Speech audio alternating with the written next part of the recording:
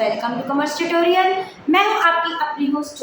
आज हम कंटिन्यू करने जा रहे हैं प्लस 2 की इंडियन इकोनॉमी का chapter Indian economy on the eve of independence. Last session में हमने देखा था कि ब्रिटिशर्स के आने के कारण हमारे एग्रीकल्चर और इंडस्ट्री सेक्टर में क्या क्या इफेक्ट पड़े थे और कैसे कैसे उनकी कंडीशन कैसे वो डिटोरेट हो गए थे, कैसे हमारा जो इंडस्ट्रियल सेक्टर और एग्रीकल्चर सेक्टर बैकवर्ड और स्टैग्नेट हो गया था। आज हम करने वाले हैं फॉरेन ट्रेड कि हमारे फॉरेन ट्रेड पे कैसे उनका इम्पैक्ट पड़ा था। सबसे पहले तो ब्रिटिशर्स के आने से पहले हमारा जो इंडियन का फॉरेन ट्रेड था वो क्या था, बहुत ज़्यादा अच्छा था।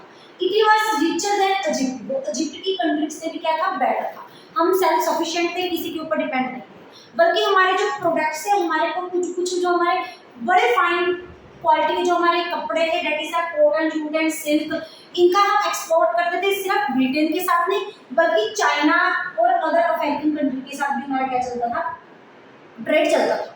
बट जैसे ही वो फॉरेन हमारे ब्रिटिशर ब्रिटेन में से हमारी इंडिया में आए तो हमारे उन्होंने सबसे पहले क्या अटैक किया, हमारे कौन सी पॉलिसी अपनाई, डी इंडस्ट्रियलाइजेशन, हमारे इंडस्ट्री को खत्म करने के लिए। जब हमारा इंडस्ट्रियल सेक्टर ही इम्बैलेंस हो गया, वो ही बैकवर्ड हो गया, वो ही जीरो हो गया हैंडीक्राफ्ट इंडस्ट्री के बाद, उसके बाद जो हमारा फॉरेन ट्रेड है वो भी क्या हो गया, खत्म हो गया। इसके कुछ मेन इंपॉर्टेंट पॉइंट्स है। फर्स्ट है net exporter of primary good products, importer of fixed product.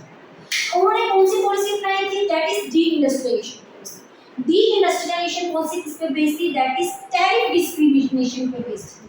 Tariff discrimination सब ये हम ऑलरेडी लास्ट सेशन में देख चुके हैं कि टैरिफ होता है क्या करते थे, प्राइमरी प्रोडक्ट के उनके बनाए हुए थे, एक्सपोर्टर बनाया था कि यहाँ से रॉ मटेरियल ब्रिटेन अपनी कंट्रीज में लेके आएंगे, वहाँ पे उसको प्रोसेसिंग करके उसको फिनिश्ड प्रोडक्ट में कन्वर्ट करके कहाँ पे लेके आएंगे, इंडिया के पास लेके। ना ही तो इंडिया के पास रॉ मटेरियल यहाँ पे बचता था कि वो यहाँ पे कुछ प्रोडक्ट प्रोड्यूस कर सके और इसमें क्या कर सके, सेल्फ सफिशिएंट बन सके।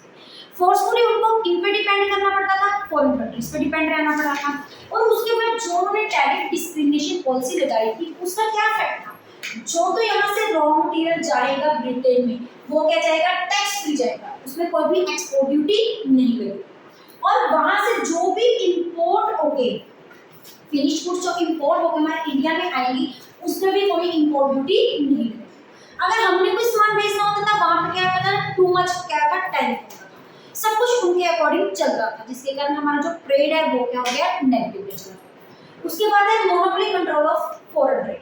अब जब उन्होंने अपनी सारे उनके अकॉर्डिंग चल रहा था, फॉरेन कंट्रीज के अकॉर्डिंग चल रहा था, उनकी एक तो क्या होगी डिस्क्रिमिनेशन टैरिफ पॉलिसी जो कि उनके कारण चल रही थी, जिसमें export duty plus import duty जो तो ब्रिटिशर्स तैयार करके आए थे उसमें कोई भी पे नहीं जाती। उसके बाद ब्रिटिशर्स ने अपने ट्रेड को कॉस्टली चीप बनाने की उन्होंने क्या सेटअप किया, हमारा रेलवे सेटअप किया, जिसके कारण रेलवे के साथ किसी भी दूर दूर के एरिया तक हम इजीली क्या कर सकते हैं, पहुंच सकते हैं। और उसके बाद वाटरवेज में उन्होंने क्या कर दिया, स्यूज कैनल की डेवलपमेंट कर दी। स्यूज कैनल कब डेवलप हुआ है, 1869 से हुआ। पहले जब इंडिया को ब्रिटेन की तरफ कोई भी माल पहुंचाना पड़ता था तो उनका डायरेक्ट रूट क्या था, पहले इंडियन में क्या रहती थी, अफ्रीकन कंट्रीज, उसके बाद क्या रहता था हमारा ब्रिटेन, उसके बाद वो कहाँ पे पहुंचता था, ब्रिटेन में पड़ता था, मतलब अजोर कंट्रीज में पड़ता था। लेकिन अब उन्होंने एक ऐसा रूट कंस्ट्रक्ट कर दिया बिटवीन इंडिया एंड ब्रिटेन जो कि इंडिया से डायरेक्ट कहाँ पे पहुंचता था, ब्रिटेन तक पहुंचता था अंडर द स्यूज कैनल। तो वो क्या हो गया, सारा जो टाइम कंज्यूमिंग प्रोसेस है वो भी क्या हो गया, खत्म हो गया। मीन्स हर ढंग से उनकी अपने रूट के ऊपर क्या होगी, मोनोपोली होगी। जो एक पर्सन पूरी मार्केट पे राज करता है, अपनी अकॉर्डिंग ही सब कुछ चलाता है, उसको क्या बोलते हैं, मोनोपोली। नेक्स्ट हमारा क्या, surplus trade only to benefits of Britishers. हमें इंडिया में ट्रेड सरप्लस तो जरूर मिलता था, हमारा ट्रेड बहुत ज़्यादा अच्छा था क्योंकि इसमें क्या था, हमारा जो एक्सपोर्ट रॉ मटेरियल का क्या था, बहुत ज़्यादा था। लेकिन जो एक्सपोर्ट रॉ मटेरियल था ये किसी बेनिफिट का नहीं था क्योंकि इनको एक्सपोर्ट करने में हमें क्या अमाउंट मिलते थे, जीरो अमाउंट। हमें कोई बेनिफिट ही नहीं होता था क्योंकि फ्री ऑफ कॉस्ट काम में जाता था, ब्रिटिशर्स में जाता था। अगर हमें ट्रेड में से कुछ हमारी इनकम होती भी थी, कुछ ना कुछ हम इनकम जनरेट करते थे, वो इनकम कभी भी इंडियंस के हैंड्स में नहीं रहती, वो इनके हैंड में चली जाती थी, ब्रिटिशर्स के हैंड में, जो वो अपनी यूज के लिए यूज करते थे। दैट इज उनके कौन से यूज है, सबसे पहले एडमिनिस्ट्रेटिव एक्सपेंसेस हो गए। एडमिनिस्ट्रेटिव एक्सपेंसेस में क्या रहते हैं, वेजेस एंड सैलरी। वो अपने आर्मी ऑफिसर्स को उसके साथ क्या प्रोवाइड करते थे, वेजेस एंड सैलरी प्रोवाइड करते थे। और उसके बाद वॉर एक्सपेंसेस, फर्स्ट इंडिया की वर्ल्ड वॉर चल रही थी और इंडिया की वर्ल्ड वॉर में क्या कर रहे थे, वहाँ पे पैसे चाहिए था, उनकी आर्मी के लिए खाना चाहिए था, वो भी कहाँ से जा रहा था, हमारे इंडिया से जा रहा था। वॉर एक्सपेंसेस में काफ़ी कुछ शामिल होता है, आर्मी की मेंटेनेंस एक्सपेंसेस, उनकी क्लोथिंग की, उनकी खाने की, स्वाड, जितने भी हथियार होते हैं वो किससे बनते हैं, इन्हीं से कहाँ से जाता था, जो इनकम इंडिया में जनरेट की जाती है।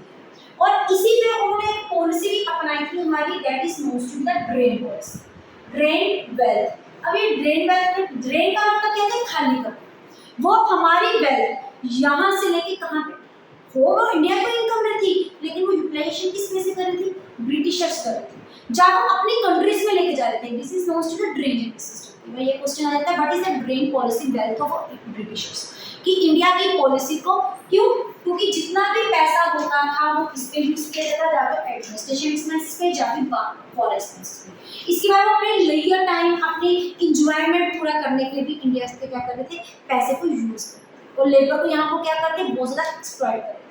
यही रीजन है, जिन रीजन के कारण हमारा जो फॉरेन ट्रेड है वो क्या बन गया था, अनफेवरेबल बन गया था, जीरो बन गया था, और हमारी जो फॉरेन ट्रेड की इकोनॉमी है वो हमेशा किसमें जाती थी, नेगेटिव में जाती थी, हमेशा अनफेवरेबल बैलेंसिंग ट्रेड होता है।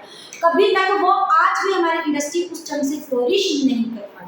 नेक्स्ट हमारा टॉपिक है demographic profile during the British rule. British rule के टाइम हमारे डेमोग्राफिक प्रोफाइल क्या होती है, सबसे पहले डेमोग्राफिक प्रोफाइल होती है, वो इंडिकेटर होते हैं जो कि हमारी ज्योग्राफी के साथ रिलेटेड होते हैं और जिनके हमारी इकोनॉमी के human development index based. Human development एक तो हमारी हो जाती है इकोनॉमिक ग्रोथ। इकोनॉमिक ग्रोथ पे हमें किस पे डिपेंड करता पड़ता है, हमारे 3 सेक्टर्स के ऊपर। वो हमारे कौन से सेक्टर होते हैं, इनमें हमारे क्या होते हैं, फाइनेंशियल पोजीशन, कि हम मॉनेटरी टर्म्स में किस कंडीशन में लाइफ करते हैं, जो कि हमने किस में देखा, इंडस्ट्रियल सेक्टर में देख लिया, हमने एग्रीकल्चर सेक्टर में देख लिया, और किस सेक्टर में देख लिया, हमने फॉरेन सेक्टर। लेकिन जो हमारी ह्यूमन डेवलपमेंट इंडेक्स है, इसमें हमारे क्या है, कोई पर्सन कितना तो हेल्दी था, ये उस 4 पॉइंट के हेल्दी की इंडिकेटर होते हैं। और इसमें क्या होता है, हमारी बर्थ रेट आ जाती है, डेथ रेट आ जाती है, इनफैक्ट मोरालिटी रेट आ जाती है, इवन ड्रिंकिंग वाटर आ जाते हैं, हमारी वो चीज़ें जो कि हमारी हेल्थ के साथ रिलेटेड होती है। जिसमें फर्स्ट पॉइंट है हमारा बर्थ रेट और डेथ रेट। सबसे पहले बर्थ रेट क्या होती है, नंबर ऑफ पर्सन बोर्न पर 1000, 1000 के पीछे कितने लोग बर्थ ले रहे हैं, बोर्न हो रहे हैं। Number of person death after 1000 के पीछे कितने लोग डेथ हो रहे। उस टाइम पे जो हमारी बर्थ रेट थी वो कितनी थी, 48%, और डेथ रेट हमारी क्या थी, 40%, जो कि बहुत ज्यादा। इनका रीजन क्या था, हमारी इंडिया में जगह जगह क्या पाए जा रहे थे, फेमिन्स पाए जा रहे थे। फेमिन्स क्यों पाए जा रहे थे, क्योंकि ब्रिटिशर्स ने कौन सा कंसेप्ट स्टार्ट कर दिया था, that is commercialisation of crops. उन्होंने कमर्शियलाइजेशन ऑफ क्रॉप्स का कर दिया था कंसेप्ट, और हम फूड क्रॉप से कहां पे आ गए थे, कैश क्रॉप्स पे आ गए। इवन हमें सब्सिस्टेंस के लिए भी किस पे डिपेंड रहना पड़ता था, ब्रिटिशर्स के लिए भी डिपेंड रहना पड़ता था, मतलब अपने नॉर्मल खाने पीने के लिए, जिसके कारण पॉवर्टी बढ़ गई थी। जब पॉवर्टी बढ़ गई तो अनएम्प्लॉयमेंट बढ़ गई, जिसके कारण हमारी बर्थ रेट और डेथ रेट क्या होगी, टू मच हाई होगी। इसका एक रीजन ये भी था कि उस टाइम पे एपिडेमिक्स बहुत पाए जाते थे, जो फैमिन हमारे वहाँ पे पाए जाते थे। जैसे कि फैमिन हम ऑलरेडी पढ़ चुकी है, बंगाल का फैमिन इन 1969 और 70, हमने लास्ट सेशन में क्या किया था, डिस्कस किया था। अगर आप देखना चाहते हो तो जाके प्लेलिस्ट में आप क्या कर सकते हो, चेक कर सकते हो। और उसके बाद है इन्फेंट मोरालिटी रेट। अब इन्फेंट क्या होते हैं, वो बेबीज, न्यू बॉर्न बेबीज जिनकी एज 0 से लेकर 12 मंथ्स तक होती है, मतलब which are less than 1 year. Morality क्या होती है, उनकी डेथ होगी, नंबर ऑफ बेबीज डेथ पर 1000 के पीछे कितने बेबीज की डेथ होगी। न्यू बॉर्न बेबीज कितने थे, जो कि 1 ईयर से 12 मंथ से क्या थे, छोटे होते हैं। उस टाइम में ये रेट टू मच हाई था, दैट इज 280। अब ये रिड्यूस होकर क्या हो गया, 37 हो चुके हैं, क्योंकि उस टाइम में ब्रिटिशर्स ने हमारी सर्वाइवल के लिए तो कुछ किया नहीं, बेटर मेडिसिन फैसिलिटीज प्रोवाइड नहीं की, बेटर एकेडमिक्स नहीं प्रोवाइड किया, बेटर नरिशमेंट खाना नहीं प्रोवाइड किया, बेटर फूड क्वालिटी नहीं प्रोवाइड की। उन्होंने सिर्फ हमारा क्या किया, जाको एक्सप्लॉयटेशन किया, जब उन्होंने 2 पॉलिसीज करके हमारे इंडिया को क्या कर दिया, बिल्कुल डिस्ट्रॉय कर दिया। एक तो डी-इंडस्ट्रियलाइजेशन पॉलिसी, दूसरी drainage wealth policy of Britishers. Next हमारे लाइफ एक्सपेक्टेंसी। लाइफ एक्सपेक्टेंसी क्या होते हैं, number of year on the average basis a person can live his life on A average basis. उस टाइम पे क्या थे, 32, लेकिन अब क्या है 68, क्योंकि उस टाइम में पॉवर्टी टू मच इंक्रीज थी, जिसके कारण पॉपुलेशन बहुत ज़्यादा थी, पॉपुलेशन फटाफट इंक्रीज हो रही थी, उसके साथ साथ फैमिलीज बहुत ज्यादा आ रहे थे, उसके साथ एपिडेमिक्स का बहुत ज्यादा रेट था, और जिसके कारण पॉवर्टी डे बाय डे क्या हो रही थी, इंक्रीज हो रही थी। रिच लोग और इंक्रीज हो रहे थे और पुअर लोग क्या हो रहे थे, और पुअर हो रहे थे। और इंडिया में ज्यादा पॉपुलेशन किसमें पाई जाती है, रूरल एरिया में पाई जाती है। और रूरल एरिया में कौन से लोग पाए जाते थे, हमारे वो लोग पाए जाते थे जिनमें हम क्या इन्वॉल्व कर सकते हैं, there are the marginal work farmers, there are the landless farmers, there are the labour who is uneducated, जिसके कारण हमारी लाइफ एक्सपेक्टेंसी बहुत कम थी। इसके रीजन हम किसमें फंस जा रहे थे, विशियस सर्कल ऑफ पॉवर्टी में हम क्या इंट्रोड्यूस हो जा रहे थे, जिसके कारण लाइफ एक्सपेक्टेंसी भी बहुत ज्यादा कम थी। अगर आज का हम कंपैरिजन करें तो आज की हमारी लाइफ एक्सपेक्टेंसी कितनी है, 68 ईयर्स। उसके बाद लिटरेसी। अब लिटरेसी क्या होती है, इसमें एजुकेटेड लोग नहीं आते, इसमें क्या आते हैं, a person who can read and right, जो सिर्फ पढ़ और लिख सकते हैं। उस टाइम में कितने परसेंट थे, सिर्फ 16% थे टोटल ऑन द एवरेज, जिसमें मेल और फीमेल्स दोनों इन्वॉल्व थे, और उसमें फीमेल्स की परसेंटेज सिर्फ और सिर्फ कितनी थी, 7%। This is due to gender bias, जो कि बायसनेस जो कि आज हमारी सोसाइटी में क्या कर रही है, एग्जिस्ट कर रही है, जिसमें वुमेन्स को, गर्ल्स के ऊपर बहुत ज़्यादा रिस्ट्रिक्शंस है। उनको स्कूल नहीं जाने देते, उनको ये बोलते हैं ये घर पे बैठे ये कुछ सीखे ना, उस टाइम पे भी एग्जिस्टेड करती थी। ये हमारे कुछ डेमोग्राफिक प्रोफाइल, इनको देख के ये लगता है कि हमारी इकोनॉमी ह्यूमन डेवलपमेंट इंडिकेटर के लेवल पर भी क्या थी, बहुत ज़्यादा लो थी, बहुत ज़्यादा अनफेवरेबल कंडीशन, इंडिया की बैकवर्ड कंडीशन थी। उसके बाद आता है छोटा सा टॉपिक आता है, what is known to be year of great birth, that is 1921 year is known to be the year of great birth. अगर आप उनसे पहले इनका स्क्रीनशॉट लेना चाहते हैं तो ले सकते हैं। अब इस ईयर को ईयर ऑफ ग्रेट डिवाइड क्यों बोला जाता है, सबसे पहले ये रिलेटेड किसके साथ होता है, हमारी पॉपुलेशन ग्रोथ के साथ। 1921 से पहले यहाँ पे हमारा क्या है, 1921 it is known to be year of great divide. इससे पहले जो हमारी पॉपुलेशन ग्रोथ थी वो बहुत ज्यादा क्या मान जाती थी, अनस्टेबल मान जाती थी। कभी तो पॉपुलेशन बहुत ज्यादा इंक्रीज हो रही है, कभी एवरेज हो रही है, कभी बहुत ज्यादा कम हो रही है, डेथ रेट, बर्थ रेट की गाइडिंग, यही कंसेप्ट चले जा रहा है। पॉपुलेशन को चेक करने के लिए मेन क्या रहती है, डेथ रेट और बर्थ रेट, जिनके ऊपर हमारी पॉपुलेशन डिपेंड होती है। तो उसके बाद 1921 के बाद हमारी इंडिया में जो पॉपुलेशन की ग्रोथ क्या हो गई थी, स्टेबल हो गई थी, उसका एक प्रॉपरली ग्राफ क्या बना सकते। तो इसीलिए इसको ये भी किया जाता है कि 1921 का जो ईयर है वो होता है हमारे डेमोग्राफिक ट्रांजिशन का फर्स्ट स्टेज, और इसको कौन सी स्टेज बोलते हैं हम, सेकंड स्टेज। नेक्स्ट है first official census. First official census कब हमने पॉपुलेशन सेंसस की कलेक्शन करनी स्टार्ट की, उसके बाद तब से लेके हर 10 इयर्स बाद हम क्या करते हैं, पॉपुलेशन की सेंसस को कलेक्ट करते हैं। वो कौन सा ईयर है, 1881। नेक्स्ट है ऑक्यूपेशनल स्ट्रक्चर। ये ऑक्यूपेशनल स्ट्रक्चर क्या होता है, number of person they are doing the business under which sector, कितने लोग हैं किस सेक्टर में काम कर रहे हैं। जो तो पता है कि हमारी इकोनॉमी में 3 टाइप ऑफ सेक्टर होते हैं, first is primary, secondary and tertiary. जो मेन हमारा सेक्टर है दैट इज प्राइमरी सेक्टर, जिसको हम एग्रीकल्चर सेक्टर भी बोलते हैं। और एग्रीकल्चर सेक्टर क्या बोलता है, it exploit the natural resources to produce the raw material, to provide the raw material to the secondary. हम नेचुरल रिसोर्सेज को एक्सप्लॉइट करके क्या करते हैं, सेकेंडरी रिसोर्सेज को as a raw material provide करते हैं। और इसमें सिर्फ क्रॉप्स या फार्मर्स का काम नहीं आता, इसमें और भी अलाइड एक्टिविटीज भी आती हैं, जैसे फिशिंग हो गया, माइनिंग हो गया, कैटल ब्रीडिंग हो गया, पोल्ट्री फार्म हो गया, ये सारा काम इसके अंदर आ जाता है। अगर हम देखें उस टाइम पे 75 लोग क्या थे, प्राइमरी सेक्टर में इन्वॉल्व थे, सिर्फ 25% लोग थे जो कि सेकेंडरी और टर्शियरी सेक्टर में क्या करते थे, इन्वॉल्व थे। और वो जो 75% लोग थे, लेकिन वो कंट्रीब्यूशन कितने देते थे, सिर्फ और सिर्फ 52% ऑफ जीडीपी।